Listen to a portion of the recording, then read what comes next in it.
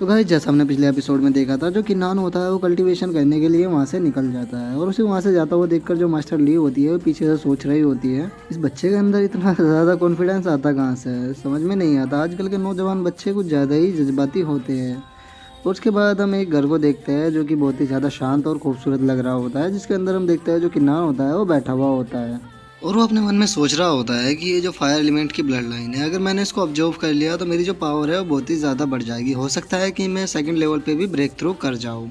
वो इतना सोचते सोचते वो उस फायर को बाहर निकालने लगता है और जैसे ही वो उस फायर को बाहर निकालता है वो काफ़ी ज़्यादा शौक हो जाता है और वो शौक होते हुए अपने मन में सोचता है कि ये तो सच में वही फायर है, ये सच में ग्रेट ब्लड लाइन है। अगर उस ओल्ड मैन को पता लग जाता है कि ये एक ग्रेट ब्लड लाइन है तो वो मुझे इसे कभी भी नहीं देता।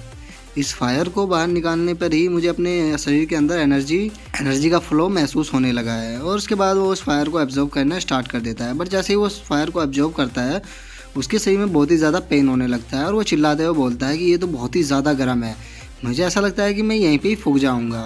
और उसे सच में बहुत ज़्यादा पेन हो रहा होता है और तभी हम देखते हैं कि उसके वहाँ से एक बहुत ही बड़ी एनर्जी बीम निकलती है, जिसे देखने के बाद जो मास्टर ली होती है वो बोलती है कि पता नहीं इस बच्चे के पास कितने ज़्यादा सीक्रेट है।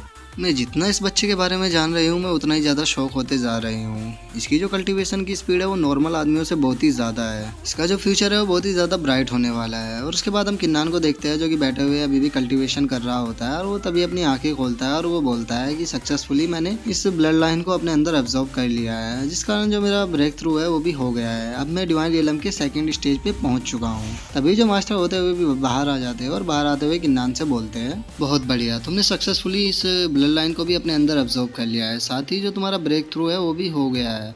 अब तुम डिवाइन रियलम के सेकंड स्टेज पे पहुंच चुके हो। ये इतना भी बुरा नहीं था बच्चे। मुझे पता है कि अभी तुम केवल डिवाइन रियलम के फर्स्ट लेवल की अर्ली स्टेज पर हो, लेकिन अगर तुम अपनी चारों ब्लड लाइनों का यूज करोगे, जैसे कि earth blood line, wood blood line और अब तो तुम्हारे पास फायर ब्लड लाइन भी आ चुकी है, और जो तुम्हारी असुरा ब्लड लाइन है वो तो तुम्हारे पास है ही। अगर तुम अपनी चारों ब्लड लाइनों को मिलाकर किसी डिवाइन रियलम के थर्ड लेवल के बंदे के साथ भी फाइट करोगे तो तुम उसके साथ भी आसानी से डील कर सकते हो। तो अब जहाँ तक मुझे लगता है कि तुम अब तैयार हो योमिंग सेक्ट के मास्टर से फाइट करने के लिए। जो सुनने के बाद जो किन्नान होता है वो भी काफ़ी ज़्यादा मोटिवेट हो जाता है और वो मोटिवेट होते हुए बोलता है कि मास्टर, मैं अब फाइट करने के लिए बिल्कुल तैयार हूँ। अब योमिंग सेक्ट के मास्टर को मेरे हाथों से कोई भी नहीं बचा सकता है। योमिंग सेक्ट, मेरे लिए तैयार हो जाओ, मैं बहुत जल्द तुम्हें ख़त्म करने के लिए आ रहा हूँ। जिसके बाद जो हमारा व्यू होता है वो योमिंग सेक्ट पे जाता है, जहाँ पे उन्हें भी पता लग चुका होता है कि जो किन्नान है वो डिवाइन रियलम के सेकंड स्टेज पर पहुँच चुका है। और वो जो ओल्ड मैन होता है, जो फर्स्ट एल्डर होता है योमिंग सेक्ट का, वो बोलता है कि ये जो बच्चा है इसने डिवाइन रियलम के सेकंड स्टेज पर ब्रेक थ्रू कर लिया है। सच में इस बंदे की जो एबिलिटी है वो बहुत ही ज़्यादा अच्छी है। डिवाइन रियलम में इतनी जल्दी ब्रेक थ्रू करना आसान नहीं होता और इस बंदे ने सेकंड लेवल पे बहुत ही जल्दी ब्रेक थ्रू कर लिया है। इसने कुछ टाइम पहले ही अभी फर्स्ट स्टेज पे पहुंचा था। ये हमारे लिए फ्यूचर में बहुत ही बड़ा खतरा बनने वाला है, हमें इसे जल्द से जल्द खत्म करना होगा। जिसकी बातों को सुनने के बाद जो योमिंग सेक्ट का मास्टर होता है वो हंसते हुए बोलता है, मेरी जो रैंक है वो नॉर्थर्न रीजन में 10th नंबर पर आती है पावर के मामले में। तुम्हें क्या लगता है वो किन्नान मेरे सामने क्या ही कर पाएगा? वो यहाँ पे सिर्फ बस मुझे अपनी ब्लड लाइन देने के लिए आया है, वो मेरे सामने कुछ भी नहीं है। मैं उसे जब चाहे जब मार सकता हूँ, तो तुम्हें उसकी टेंशन लेने की कोई भी ज़रूरत नहीं है। उसकी बातों को सुनकर जो योमिंग सेक्ट का फर्स्ट एल्डर होता है वो उससे बोलता है कि मास्टर, आपको टेंशन लेने की कोई भी ज़रूरत नहीं है, ये काम आप मुझ पे छोड़ दीजिए, मैं उसे अपने हाथों से मारना चाहता हूँ। क्योंकि ये मेरी गलती है वो इतनी आगे तक बढ़ पाया, क्योंकि मुझे मौका मिला था उसे शुरू में ही ख़त्म कर देने का, पर मैं उसे नहीं मार पाया। तो इसीलिए मैं अपनी उस गलती को सुधारना चाहता हूँ और उसे खुद अपने हाथों से मारना चाहता हूँ। जो सुन के जो योमिंग सेक्ट का मास्टर होता है वो हंसने लगता है और वो हंसते हुए बोलता है कि हाँ, मुझे पता है तुम अभी उसे मारने के लिए बहुत ही ज़्यादा उत्सुक हो, क्योंकि अभी तुमने डिवाइन रियलम के सेकंड लेवल पर ब्रेक थ्रू किया है। बट याद रखना, तुम अभी केवल अर्ली स्टेज पे हो सेकंड लेवल की, तो तुम्हें उसे ध्यान से उससे फाइट करना होगा। जो सुन के वो जो एल्डर होता है वो अपने मास्टर से बोलता है कि ठीक है मास्टर, मैं इस चीज़ का ध्यान रखूँगा और मैं आपको वादा करता हूँ कि मैं उसकी लाश को लेकर ही यहाँ पे आऊँगा। वो इतना कह के वो जो मास्टर होता है वो वहाँ से चला जाता है। और जिसके बाद हम देखते हैं कि कोई बंदा फिर दोबारा से वहाँ पे अंदर आता है और वो आते हुए ही योमिंग सेक्ट के मास्टर से बोलता है, मास्टर बहुत बुरा हुआ, जो फर्स्ट एल्डर है वो किन्नान के द्वारा मार दिया गया है। जो सुनने के बाद जो योमिंग सेक्ट का जो मास्टर होता है वो काफ़ी ज़्यादा शौक हो जाता है और वो शौक होते हुए बोलता है कि क्या फर्स्ट एल्डर मारे गए हैं, आखिर ऐसा कैसे हो सकता है? और वो अपने मन में सोचता है कि जो फर्स्ट एल्डर थे वो डिवाइन रियलम के सेकंड स्टेज पे थे, आखिर किन्नान उसको इतनी आसानी से कैसे मार सकता है? ये किन्नान को मैं नहीं छोड़ूंगा, इसने मेरे फर्स्ट एल्डर को भी मार दिया, यहाँ तक कि जो मेरा सेकंड एल्डर है इसने उसको भी अपने पास पकड़ कर रख लिया है। मैं इसको जिंदा नहीं छोड़ूंगा, मैं कसम खाता हूँ। मैं इन दोनों का बदला लेके रहूँगा किन्नान से। किन्नान को मेरे हाथों से अब कोई भी नहीं बचा सकता है। जिसके बाद जो ह्यूमन सेक्ट का एल्डर होता है वो अपनी सीट से खड़ा हो जाता है और सीट से खड़े होते हुए उन गार्ड से बोलता है कि ठीक है, तुम वहाँ पे जाओ और उसे रोकने की कोशिश करो, मैं अभी वहाँ पे आता हूँ। और उनके जाने के बाद हम देखते हैं कि वहाँ पे एक लाल कलर की रोशनी आने लगती है, जिसे देखने के बाद जो ह्यूमन सेक्ट का मास्टर होता है वो वहाँ पे बैठ जाता है और उनसे बोलता है कि ग्रैंड मास्टर प्लीज़ मुझे ऑर्डर दीजिए।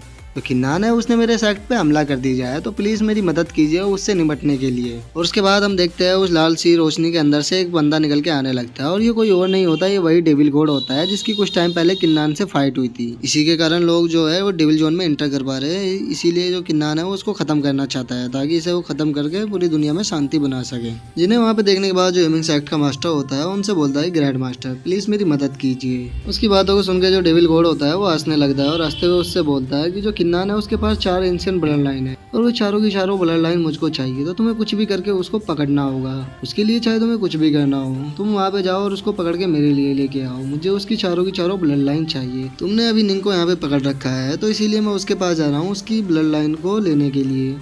तो इतना मैं उसकी ब्लड लाइन को लूँ, इतना तो मैं किन्नान को रोक के रखना होगा ताकि मैं निंग की ब्लड लाइन को आसानी से ले सकूँ और वो कोई भी इंटरफेयर ना कर पाए। जो सुनने के बाद जो ह्यूमन सेक्ट का मास्टर होता है वो निराश होते हुए उससे बोलता है कि ठीक है मास्टर, मैं ध्यान रखूंगा। जिसका ऐसा उतरा हुआ मुंह देखकर जो डेविल गॉड होता है वो उससे बोलता है कि तुम अपनी पूरी डेविल पावर का यूज कर सकते हो, मैं तुम पे कोई भी कंट्रोल नहीं लगाऊंगा, इसीलिए तुम जाओ और अपनी पूरी डेविल एनर्जी का यूज करो, जिस कारण जो किन्नान है तुम उसको आसानी से मार सकते हो। जो सुनने के बाद जो ह्यूमन सेक्ट का मास्टर होता है वो बहुत ही ज़्यादा खुश हो जाता है और वो खुश होते हुए बोलता है कि थैंक यू ग्रैंड मास्टर। जिसके बाद हम देखते हैं जो वो डेविल गॉड होता है वो वहाँ से जाने लगता है और वो कुछ देर बाद ही वहाँ से गायब हो जाता है। इसके बाद जो ह्यूमन सेक्ट का मास्टर होता है वो एक इविल सा फेस बनाता है और वो इविल सा फेस बना के हुए बोलता है कि अब मेरी डेविल एनर्जी पे किसी का भी कंट्रोल नहीं है। किन्नान, अब तुम्हें मेरे हाथों से कोई भी नहीं बचा सकता है, क्योंकि मेरी एक यही कमजोरी थी कि मैं अपनी पूरी डेविल एनर्जी का यूज नहीं कर सकता था। अब मैं अपनी पूरी डेविल एनर्जी का यूज कर सकता हूँ तुम्हें मारने के लिए। जिसके बाद जो ह्यूमन सेक्ट का मास्टर होता है वो वहाँ से भाग के बाहर जाने लगता है। और गाइस इसी के साथ जो हमारा आज का एपिसोड है वो यहीं पे खत्म होता है। अगर वीडियो अच्छी लगी हो तो वीडियो को लाइक करना, चैनल को सब्सक्राइब करना। मैं मिलता हूँ आपसे नेक्स्ट वीडियो में, तब तक के लिए बाय बाय गाइस।